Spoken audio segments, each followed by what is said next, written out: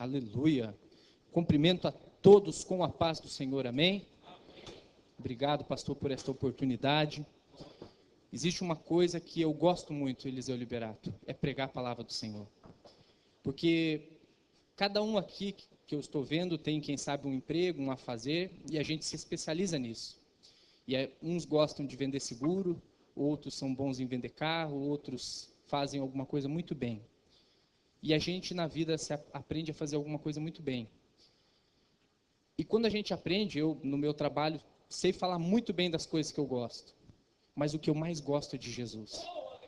Então eu gosto muito de falar de Jesus, Nilson. Se eu gosto do meu trabalho, se eu gosto da minha esposa, de Jesus, eu tenho que gostar mais ainda. Amém? Crente é um povo engraçado, Mário. Muito engraçado. A minha esposa está estudando psicologia. Fica para você, Thalita, essa. Hoje é um dia de luto. É ou não é? É ou não é? Quem sabe aqui quem faleceu? Quem foi no velório? Quem ouviu na TV? Eu e o Josias, pastor Leociro, oramos muito na sala 11. Nós evangelizamos muito juntos. Então hoje é um dia de luto. Mas quando eu disse que crente é um povo engraçado, irmã Luzia, ao mesmo tempo que é um povo de luto, a gente está feliz, porque sabe que eles estão aonde? Crente é o único que chora no caixão de luto, mas daqui a pouco já está no culto dando glória a Deus, porque sabe, e temos uma certeza que a nossa vida é passageira, mas a nossa guerra durante essa vida aqui é apenas passageira, para que um dia possamos gozar com o Senhor no céu. O Senhor tem bênçãos para te dar, Júnior? Sim. O Senhor tem bênçãos para te dar, André? O Senhor tem um casamento para dar para alguns. O Senhor tem empresas para dar, mas e se Ele não der? Você vai deixar Jesus? Vai deixar, pastor Neto? Se Ele não te der uma empresa? Se Ele não te der um carro do ano? Estamos em campanha, estamos querendo bênção, estamos querendo 2016 vitorioso. Mas e se não vir a vitória em 2016? Deixa eu dizer uma coisa para vocês. E enterro e tarde de luto é bom para a gente refletir, como dizia Salomão. Porque a minha e a sua maior vitória não é carro, não é emprego, não é casa, não é nesta terra. A nossa maior vitória ainda vai chegar, que é lá no céu. O Senhor está preparando um céu para nós.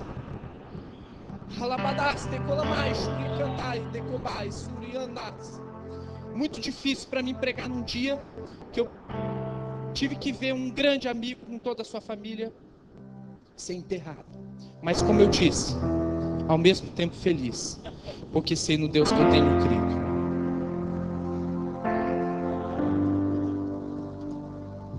O Josias não tem mais uma oportunidade que nós temos essa noite.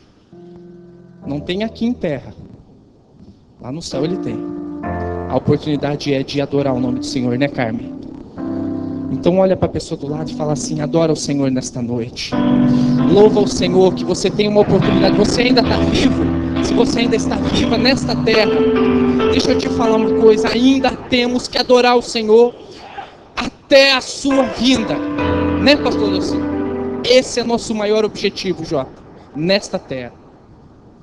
E Deus me deu uma palavra evangelística, profética, e que precisamos ouvir nesta noite. Se você puder, abra sua Bíblia junto comigo.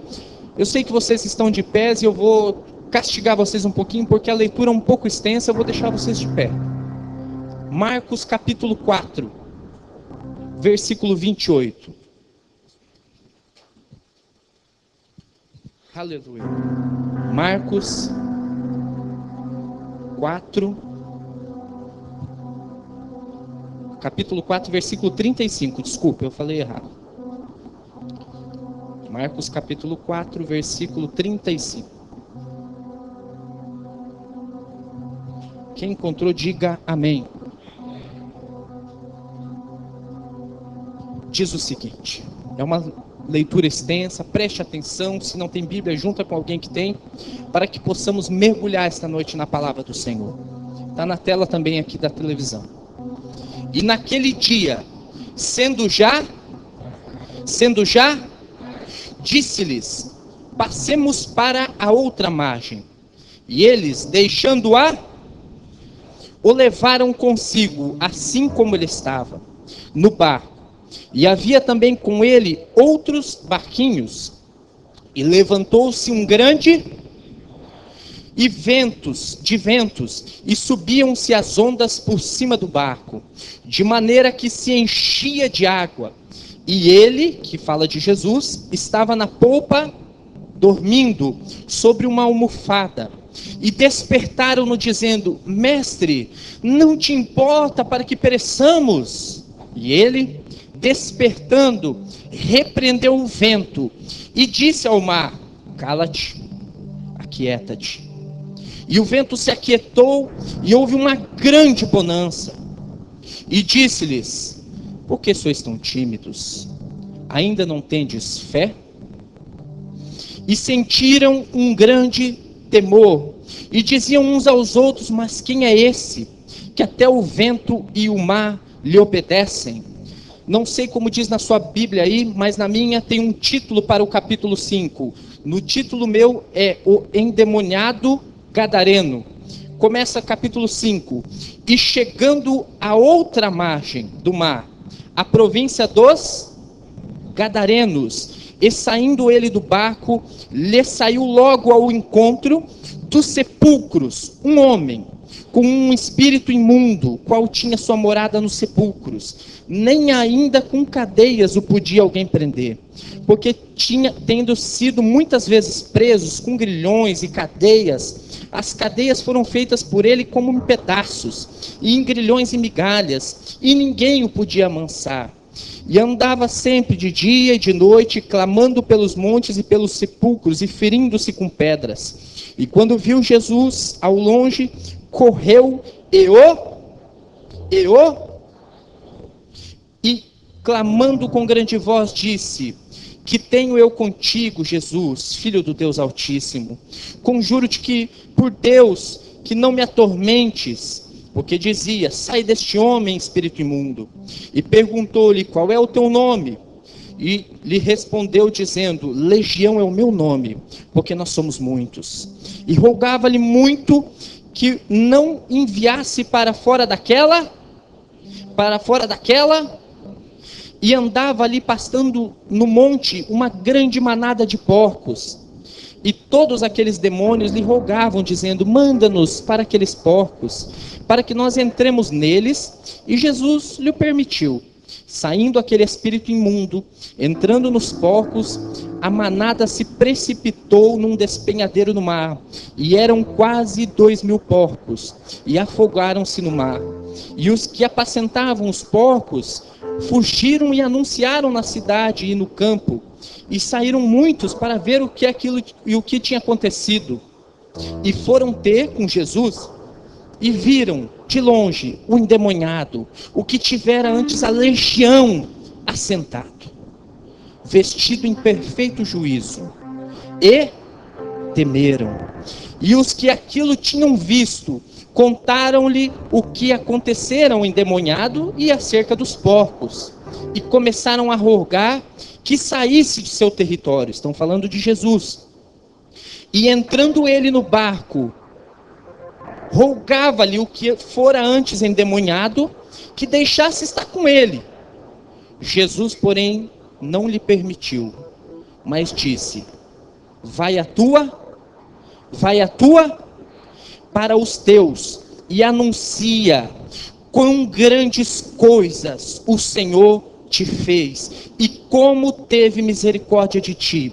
E foi, e começou a anunciar em Decápolis quão grandes coisas Jesus fizera, e todas essas maravilhas. Podeis se assentar. Quem tem um marca-texto, quem puder deixar sua Bíblia aberta.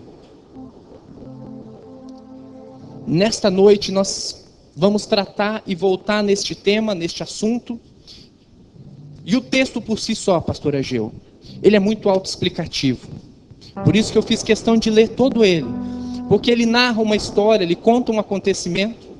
E nós agora vamos tentar mergulhar e aprender um pouco mais nesta noite sobre esta palavra. Marcos, que escreveu esse livro, foi o primeiro dos dos evangelistas que escreve um evangelho antes de Lucas, de Mateus. Então o texto dele, quem sabe, seja um dos que tenha sido mais próximos da realidade. Lucas também escreveu. E eu li nos 3 autores e entendi que deveria ler em Marcos.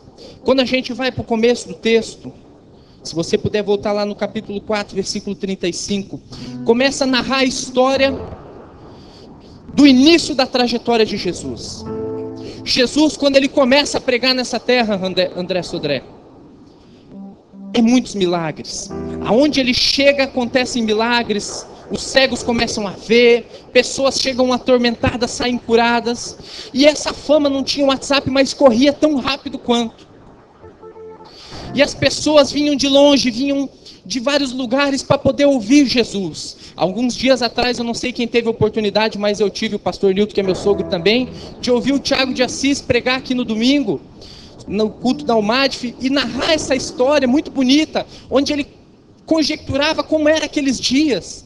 E eu parece que imagino, pastor Ageu, realmente Jesus falando assim: hoje nós vamos pregar lá no Mar da Galileia. E as pessoas, pastor Neto, começavam a chamar umas outras: chama aquele fulano, não é ele que está doente, que está mal, esse tal de Jesus, ele é uma bênção. Quem cruza o caminho dele, Jota, é curado, na hora. E Jesus, diferente de mim e de você, ele tinha talentos diferentes, e é lógico, porque ele era o próprio Deus. Mas o Senhor Jesus, ele pregava para uma multidão, e todos ouviam o recado. Mas ele podia pregar apenas para uma samaritana, e ela também entendia perfeitamente. Jesus, ele pregava para uma criança, e ela absorvia tudo. E ele também podia pregar para um ancião, que ele entendia perfeitamente. Ele tinha um talento de falar, e todas as pessoas ouvirem. Eu imagino como era bonito poder ouvir Jesus. Quem sabe é igual aqui, porque alguns historiadores dizem que como não existia microfone as primeiras mensagens de Jesus, como os primeiros a aceitarem Jesus eram pescadores, ele pega agora os barcos emprestados e começa, um pouquinho aqui tem o mar, e ele fica como essa igreja está me olhando, um pouquinho para dentro do mar, aonde ele poderia falar mais alto e todo mundo ouvir uniformemente. Jesus começa a pregar, e aqui no texto diz que já existia uma multidão. Diga comigo, multidão. Uma multidão segue Jesus. Multidões sempre esteve presente na Bíblia, mas nem sempre foram sinônimos de milagre, de bênçãos. Uma multidão agora cerca Jesus, cada um com os seus próprios interesses, cada um, quem sabe, querendo algo, uns curiosos, uns porque queriam ser libertos, mas uns porque queriam entregar sua vida como Pedro entregou. E agora está lá Jesus com uma palavra linda, e ele chega no finalzinho da tarde, toda a multidão. Se fosse uma igreja, pastor, ele fez um negócio que nenhum pastor hoje gostaria de fazer. E eu não quero julgar aqui, mas eu entendo que dificilmente nós queremos fazer isso. Na hora que tinha uma multidão, ele fala: agora vamos embora, vamos partir para outra banda. Mas é multidão. Tem multidão aqui. Você já pensou se eu chegar para vocês, esta multidão que está aqui essa noite, e falar assim: André, não, eu não quero pregar aqui hoje, eu vou pregar lá só para uma pessoa na favela. Tchau, fica a multidão. Fica a multidão aqui. Deixa a multidão e sai ao acaso. Jesus fez isso, deixou a multidão perplexa. Não, mas nós queremos mais, nós queremos ouvir. E conta o texto: e sendo já tarde. Tarde para quê? Quem escreveu o texto tinha visão humana e falou assim: já era tarde para partir para outra banda. Quando Jesus falou assim: oi, eu quero atravessar para o outro lado, Pedro e os demais pescadores olharam: Jesus, tranquilo, vamos sim, amanhã de manhã. Não, eu quero ir agora. Não, Jesus, deixa eu explicar, você é uma benção, quando você fala é só milagre. Mas nós somos pescadores, crescemos dentro do mar, e agora é tarde, não é hora de passar para o lado de lá. Eu não sei se você sabe, mas nesse tempo não tinha ainda energia elétrica, não tinha barco com motor. Eles sabiam o que estavam falando para Jesus. E aí ele falou: ei, é tarde. Deixa eu dizer uma coisa para você. Quem sabe algumas coisas têm se parecido tarde demais para a sua vida. Como nós ouvimos o testemunho da Luciana ontem, eu não sei se ela está aqui, eu não vi ela. Está ali. E ela contou, eu não sei quem ouviu, mas quem sabe por muitos anos a sua diabetes estava sempre lá em cima, parece que já é tarde. De repente, quando ela coloca a mão e quase perde os dedos, ela entende o propósito do Senhor. Quem sabe você está passando alguma coisa na sua vida e humanamente você olha para você e fala: está tarde demais, Jesus, está passando o tempo. Se você quer me abençoar, tem que ser agora. Quem sabe você pensa que conhece o tempo, mas o Senhor Jesus foi Ele quem criou o tempo. Você está olhando para os seus próprios problemas e falando: não, Jesus, eu sei do que eu estou falando, está tarde demais. Mas o Senhor Jesus, Ele criou a terra em 7 dias. Ele criou desde o início. Ele conhece o nosso levantar, o nosso deitar. O Senhor, Ele sabe da sua vida. Ele tem cuidado de você. Se quem sabe você pensa que está tarde demais, daqui a pouco Ele vem e faz isso aqui. E aí você cai a ficha e entende que Deus é dono de tudo. Só quem crê que Deus é dono de tudo e dono do tempo, levanta a mão e fala: Senhor, você é o dono do tempo da minha vida.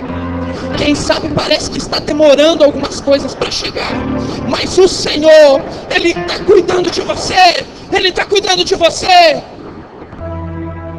E aí vai no mar. Jesus se espreguiça, deita e vai dormir. De repente um olha para o céu: meu Deus, eu falei, eu estava avisando Jesus que estava tarde demais. Faz som de trovão aí. Bênção de Deus. Aí um olha para o outro: rapaz, acho que vai chover. Vai chover. De repente um começa assustado e os trovões vão aumentando. E vento, e vento. Eu estava falando que era tarde demais. E de repente vem uma tempestade tão grande que o barco era coberto pelas ondas. E Jesus estava numa almofada. Tem pessoas que você vê dormindo, que elas estão dormindo um sono tão profundo que ela praticamente parece que ela está morta. Parece até que está morta. Está tão relaxada. Deixa eu falar uma coisa. Quem sabe você está enfrentando uma tempestade na sua vida e você olha para Jesus e parece que Ele não está lá. Parece que Ele está dormindo para você. Fica tranquilo. O Senhor Jesus ainda está dentro do barco. Uma hora dessa Ele vai acordar e só vai fazer assim para a tempestade.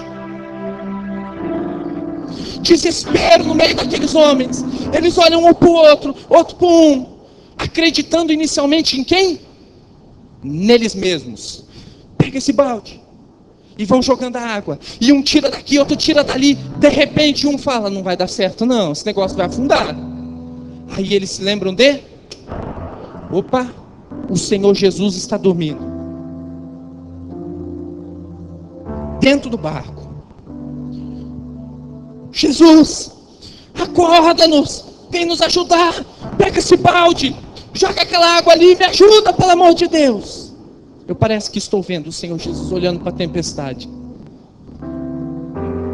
Espreguiça, porque a almofada era muito macia. Se espreguiça aí do lado do teu irmão aí, espreguiça aí. Ó. Fala para a tempestade aí que daqui a pouquinho ela vai passar. Ele olha para a tempestade e só fala uma coisa: Jota, mar, calma, pode ficar quieto. Tempestade, aquieta-te. Aí ele olha para eles todos pasmos e diz o quê? Porque sois tão tímidos? Porque não tendes? Porque não tendes?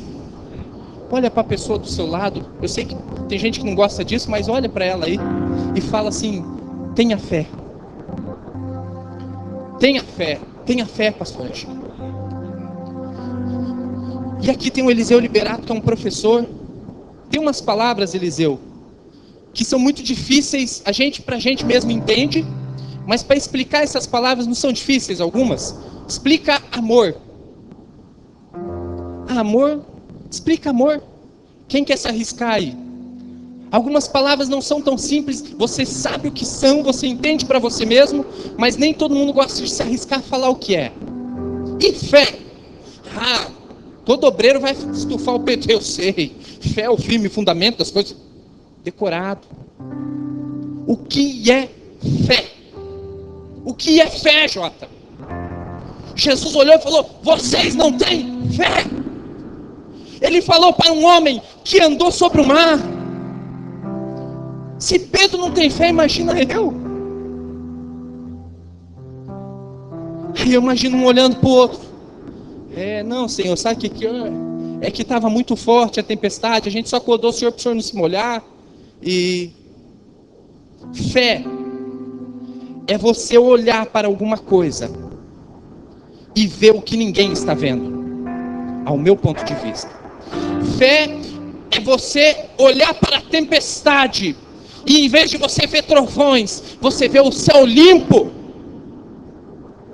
Fé é você olhar para o problema que quem sabe está sucumbindo aos seus pensamentos, que essa noite te deixa para baixo, que te deixa triste, e você olha para ele e já consegue ver ele resolvidos. Isso é ter fé. Existe um ditado muito conhecido, talvez você já ouviu, que em uma aldeia precisava de chuva, chamaram o povo para orar para chover. Só uma menina levou o guarda-chuva. Ela viu o que ninguém conseguia ver. Nós viemos aqui todas as noites, colocamos nossos pedidos. Mas será que você está vendo? No ano, agora eu não vou lembrar o ano exato, mas alguns anos atrás eu tive a oportunidade de comprar um terreno. E eu e a minha esposa sonhávamos com isso, em ter um terreno num condomínio fechado. E a primeira vez que eu fui lá, eu fui indicado pelo próprio dono da loteadora, que era meu cliente, falou: eu vou fazer um negócio da China. Vai lá, o preço que você quiser, você me paga. Chegou eu e ela lá. Olhamos. Não tinha nada ainda, só tinha uma quiçaça. O mato era um pouco mais alto que eu. Olhei para aquilo lá, olhei para ela, ela olhou para mim com uma cara feia. Falei: tá, vai ser um condomínio fechado aqui? Não, vai ter aqui. Aí eles mostram aqueles prospectos, coisa mais linda. Mas você olha para a quiçaça e fala: conversa para boi dormir, né, Eliseu? Não consegui ver, não tive fé, não paguei, não comprei. X anos depois, passa-se uns 2 anos, eu acho, 3, quem sabe, tive a oportunidade de comprar. Fui no mesmo lugar. Cheguei lá, muro, luzinhas, portão, bonitinho, piscina, salão de festas, tudo ajeitadinho. Agora fica mais fácil, né, Thalita? Você olhar assim: meu terreno vai ser aquele ali, ó, graminha plantada. Fé é você olhar para algumas coisas que ninguém dá nada. Você olha para uma pessoa lá na rua, um mendigo que todo mundo passa, que não dá nem bom dia para ele ou para ela. Mas quando o crente olha com fé, ele olha e fala assim: essa pessoa um dia vai ser profeta. Nós temos que começar a ter fé. E não é só fé nos milagres que você está depositando aqui, mas é fé em você mesmo, em você mesma. Tem pessoas que vêm no culto, mas estão vivendo uma vida fleumática, tristes, porque se olham no espelho e não acreditam em si mesmos, em si mesmas. Não tem um pouquinho de astral. Jesus, mais um dia. A minha esposa me conhece quando eu acordo. Eu ligo o som forte, eu olho para o espelho e falo: hoje eu vou vencer. Hoje é mais um dia de vitória. Todos os dias pela manhã, nós que somos crentes temos que ter fé. Olhar para o nosso dia e saber que a vitória está logo ali. Jesus, ele tinha fé. Quando ele levanta, ele não vê tempestade, Jota. Ele só olha e vê o tempo limpo. Mas nós, humanamente, só vemos a tempestade. Agora é lógico que é fácil para mim pregar aqui, pastor Leocir. Eu não estou vivendo o problema. Quem sabe eu não passo fome. Quem sabe eu não tenho uma conta atrasada. Você vai falar: a tua conta de luz não está atrasada. A minha vai cortar. O meu carro vão tomar. Eu, quem sabe, não vivo o seu problema. E eu entendo isso. Mas eu já vivi muitos problemas na minha vida.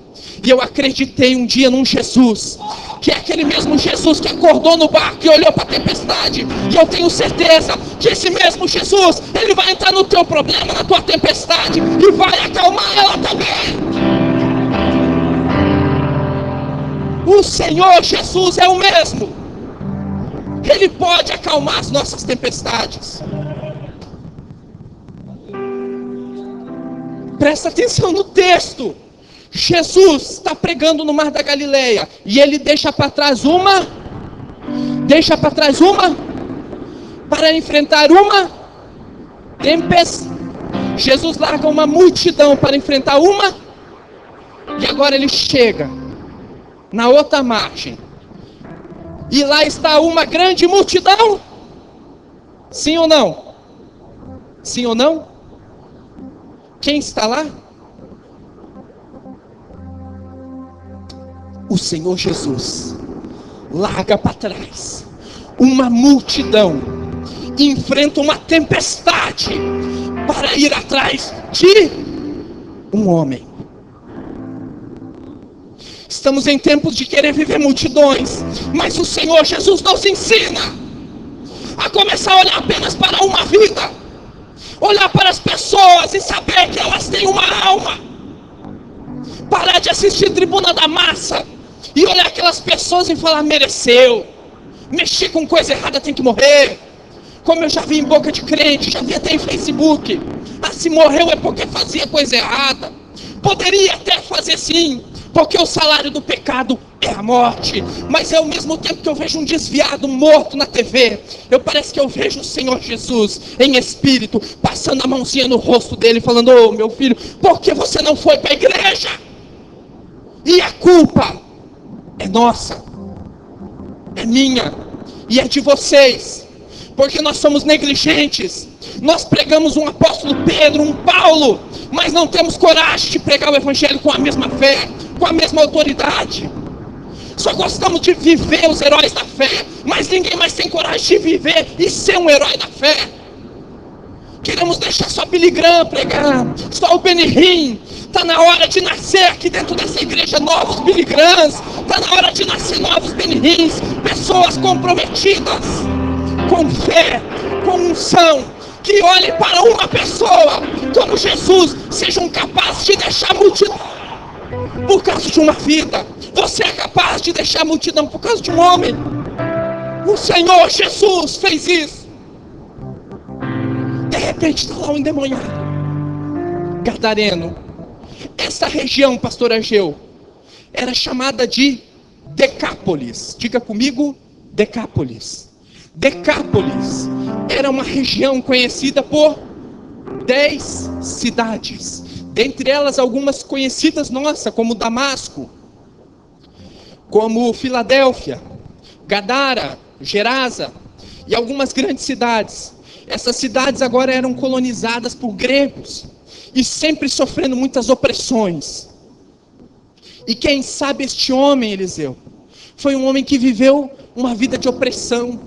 Nasceu naquela terra, mas sempre teve reis estrangeiros. Sai um rei, vem outro, vem um grego que manda na sua terra, que fala: agora você tem que pagar imposto. E esse homem cresce angustiado, cresce com a família destruída. E aí vai entrando demônios, vai entrando demônios, vai entrando demônios. E ele começa a sair de casa e vai morar nos sepulcros. Alguns historiadores antigos do tempo de Jesus, poucos anos após Jesus, como Flávio Josefo, acreditam que este homem se alimentava das caveiras, dos restos de cadáveres. Esse homem se cortava endemoniado com as pedras, diz a própria palavra. Um homem que vivia com a vida destruída. Diga comigo, destruída. É isso que o seu inimigo quer fazer na sua vida. Ele quer pegar um momentinho seu e destruir a sua vida. O diabo quer destruir as nossas vidas.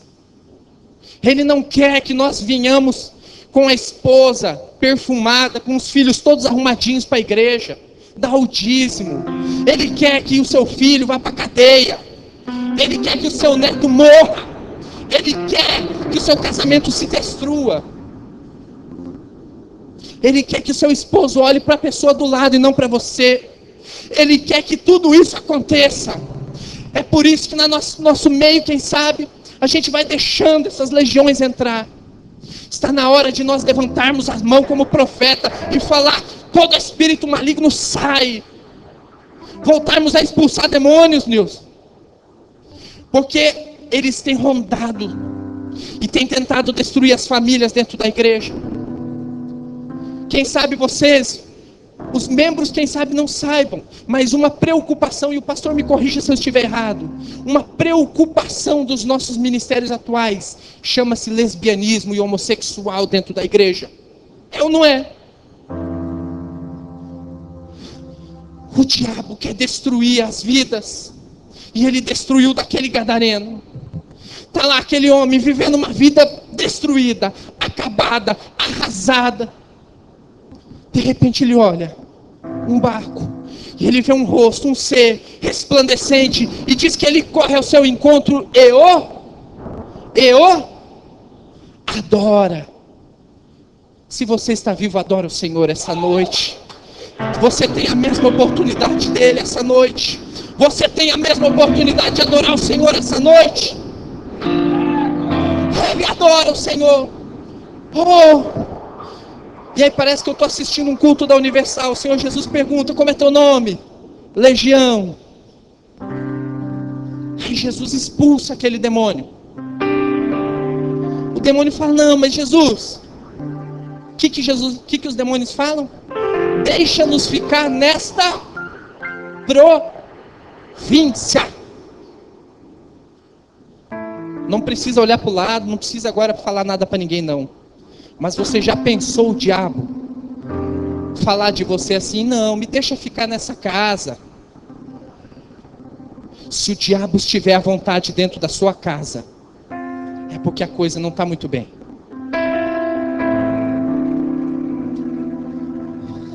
Estou falando mentira, Leucir?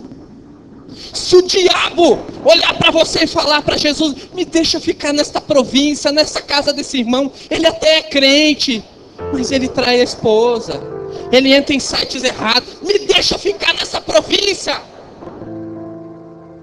Se o demônio quiser ficar dentro da tua casa, é porque você está deixando muito confortável para ele. Mas nesta noite o Senhor Jesus vai mandar bater em retirada todo demônio maligno que tem tentado destruir a sua vida, a sua família. A sua casa pertence ao Senhor Jesus. A sua casa pertence ao Senhor Jesus. O sangue de Jesus tem poder. Aí ele olha para os porcos: deixa nós ir naqueles porcos. Qual? Aqueles? E não era um caminhão de palmeirense não, para quem gosta de brincar. Fala isso, que eu sou palmeirense. Os demônios vão naqueles porcos e se jogam no despenhadeiro. Morrem todos os porcos. E os donos que estavam cuidando falam: meu Deus, e agora? 2.000 porcos, eu vou ganhar as contas, vou ser preso, vão me matar. Voltam correndo para a cidade. Prefeito, delegado, é o seguinte: tem um tal de Jesus que veio lá da Galileia. Ele está com os outros pescadores e eu não sei o que ele fez. Ele está com aquele endemoniado que a gente vive prendendo e foge e quebra as correntes. Sabe aquele endemoniado que todo mundo conhece aqui na cidade? Ele está lá com aquele louco, e os porcos ficaram tudo maluco, que nem aquele, e pularam do despenhadeiro. Vem cá, me ajuda, vamos prender esse homem. De repente vem toda a comitiva. Chega todo mundo doido, todo mundo preocupado. Agora vamos pegar esse camarada. Quem é esse cara? De repente encontra um homem chamado Jesus, e do lado, igual o Jove aqui. Senta aqui, Jove, o povo te vê melhor. Ele estava que nem o Jove, antes moribundo, sujo, desempregado, fedendo cachaça, com a vida toda destruída. Agora ele está de gravata, terninho, relógio. Olha o sapato dele, cruza a perna aí para o povo ver. Crente da Assembleia de Deus, fiel ao Senhor Jesus, dizimista, falando: Jesus, fala mais do teu reino, fala mais do teu reino. Eles olham para aquilo e falam: o que aconteceu? É isso que Jesus faz. Quando ele cruza o caminho de um pecador, ele transforma. O povo fica assim, perplexo. O que é isso? Aquele ali não é aquele bêbado, não é aquele que tem a perna torta, que todo mundo conhece no sinaleiro, que ninguém acredita. Não é aquele do Tribuna da Massa, que já foi preso 60 vezes. Está em sã consciência. Jesus, fala mais do teu reino, Senhor. Eu quero ouvir. Eu quero ouvir. Eu quero ouvir mais do teu reino. Eu quero ouvir mais do teu reino. Eu quero ouvir mais, Senhor. Jesus estava no mar da Galileia, pregando para uma, enfrenta um mar, e do meio do mar vem uma, e agora ele larga uma multidão para pregar para, como é o título do capítulo 5? O endemoniado gadareno. Agora que eu já fiz a introdução da palavra, posso começar a pregar. O tema desta noite é o missionário gadareno. Repita comigo: missionário gadareno. Eles chegam e falam assim: tá louco? Morreu todos os nossos porcos, quem vai pagar por isso? E chegam para Jesus: vai embora daqui, suma. Jesus, quem sabe, dá só uma risadinha discreta e fala: vou sim, fica tranquilo, o que eu tinha para fazer aqui, eu já fiz. Entra dentro do barco e vai embora. Eu sei que eu já falei isso várias vezes, mas vou repetir. Jesus na noite anterior estava pregando para uma, e enfrentou, largou a multidão e enfrentou uma, por causa de um homem, mas que na Bíblia inicialmente não era nem homem, era um endemoniado. O mundo gosta de te dar títulos ruins, pastor. É ou não é? Pastores, pessoas isso, pessoa aquilo, as pessoas gostam de te intitular. Por enquanto ele era um endemoniado gadareno. Aí ele chega para Jesus e fala assim: Senhor, tem um cantinho ali atrás, posso ir? Me deixa aí contigo, eu largo tudo. Jesus fala: fica aqui, em Gadara, e em toda a Decápolis, essas 10 cidades. Vai lá, na sua casa, e conta para os... Inicialmente, agora nós vemos que esse homem tinha uma casa, família, tinha Deus. Quando você assiste na TV e vê o lar dos velhinhos, e olha aqueles velhinhos, essa semana eu vi um que nem dente tinha, falando no microfone. Você pode ter certeza que esse homem já teve vida, casa, lar, e quem sabe hoje está lá esquecido. Quem sabe existem pessoas que estão aqui dentro e estão esquecidas pela sua família, brigados com cunhados, brigado com sogro, brigado com irmão, não se falam mais. As legiões estão tentando entrar e destruir as famílias, mas o Senhor Jesus, Ele não fez só essa campanha de 12 dias só para te abençoar, só para te dar isso, só para te dar aquilo. Ele quer transformação. Ele quer pessoas saudáveis dentro da igreja. Pastor Ageu, vem cá ler um texto. Jesus vai embora, largou a multidão, enfrentou a tempestade por causa de um homem. Aí Jesus continua pregando curas, milagres, vitórias. Vai para um lado, vai para o outro, vai para uma cidade, entra numa casa, sai de uma casa, vai em outra. Aí um dia ele resolve, Juarez, voltar para Decápolis. A primeira vez que ele foi, quantas pessoas tinham esperando ele? Uma multidão? Um homem. Agora ele chega em Decápolis novamente, pastor. Lê aqui. Pode ler, versículo 31. E ele, tornando a sair dos territórios de Tiro e de Sidom, foi até ao mar da Galileia, pelos confins de Decápolis. E trouxeram-lhe um surdo, que falava dificilmente, e rogaram-lhe que impusesse as mãos sobre ele. E tirando-o à porta, de entre a multidão. De entre aonde? A multidão. De entre aonde, pastor? A multidão. A primeira vez que ele chegou lá, obrigado, pastor, só tinha um endemoniado. A segunda vez que Jesus pisa em Decápolis, parece que eu vejo, pastor, vem cá, Jove, de novo, vem cá, você é o missionário gadareno, pega a tua Bíblia lá, rapaz. O profeta tem que andar com a Bíblia. Jesus está voltando com a mesma comitiva, Pedro, Tiago, João. Aí ele falou assim, não, nós vamos lá numa cidade, uma região, é Decápolis. Lá é o seguinte, a última vez que eu fui lá, me tocaram de lá, falaram para mim ir embora, porque morreu 2.000 porcos, mas eu deixei um homem lá, eu acho que deve estar ele, os primos, quem sabe, fica ali no púlpito, jovem. De repente vai chegando Jesus, e lá de pé, fica de pé, jovem, com aqueles pastores na porta da igreja, bota a Bíblia aqui do lado do braço. Está lá o missionário gadareno. Fala assim, ó, aqui é a minha igreja. Jesus, eu preguei para todas essas pessoas, e todas entenderam que Jesus é o Senhor.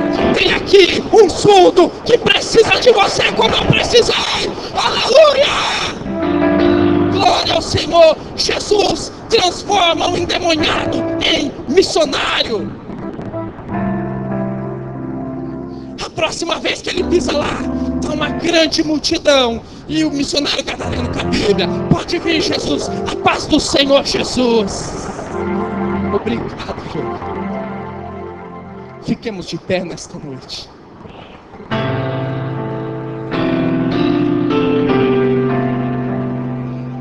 Alabai, chore, alabaste, comandai, comaste, comai, chore.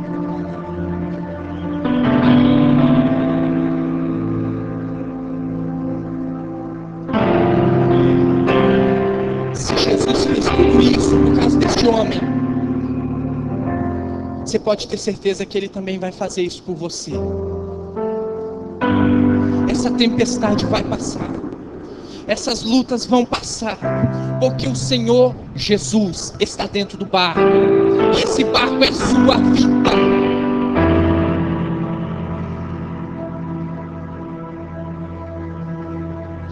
E o que eu queria deixar em especial para você esta noite é que está na hora desta igreja evangélica, Assembleia de Deus, Missões, voltar a ser missionária.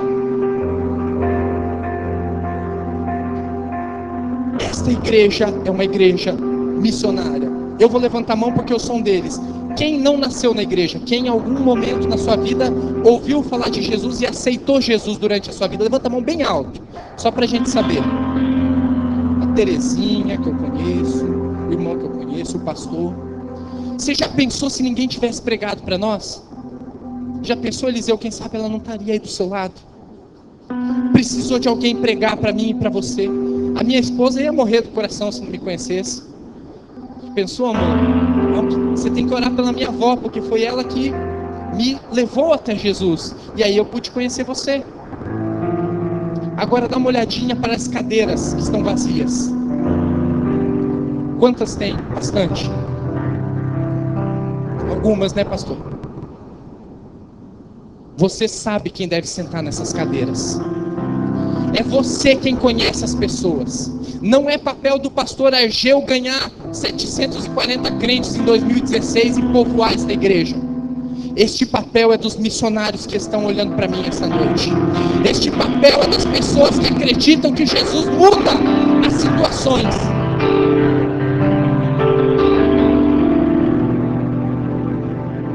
Durante todos esses dias da campanha, você colocou milagres. Você, quem sabe, pediu alguma coisa. Você orou, colocou orações aqui dentro. Mas nesta noite eu quero fazer um pedido especial, pastor Egeu. Quero quebrar os protocolos. Posso? Você não vai só pôr pedidos de oração. E você não vai pôr o pedido na salva. Você vai tirar e colocar ali direto aqui dentro. Eu vou ficar com ela aqui do lado. E você vai colocar o nome. Se você tem fé, você pode pôr mais. Mas você vai pôr o nome de, no mínimo, uma pessoa. que não senta nessa igreja, que não senta nessa cadeira. Não coloque o nome de outros evangélicos de outra igreja, não. Coloque o nome de pessoas que você acredita que precisam de Jesus, como um dia você precisou.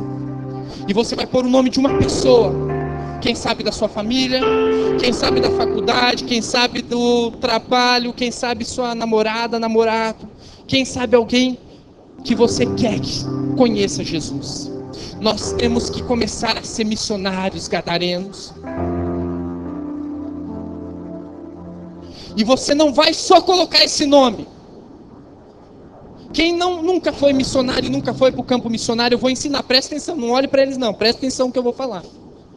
Quem colocar o nome de uma pessoa, eu vou pôr o nome do, não dá risada que é o nome do meu irmão, Toso. O nome dele é Reinaldo. Já foi batizado no Espírito Santo. E hoje é ateu.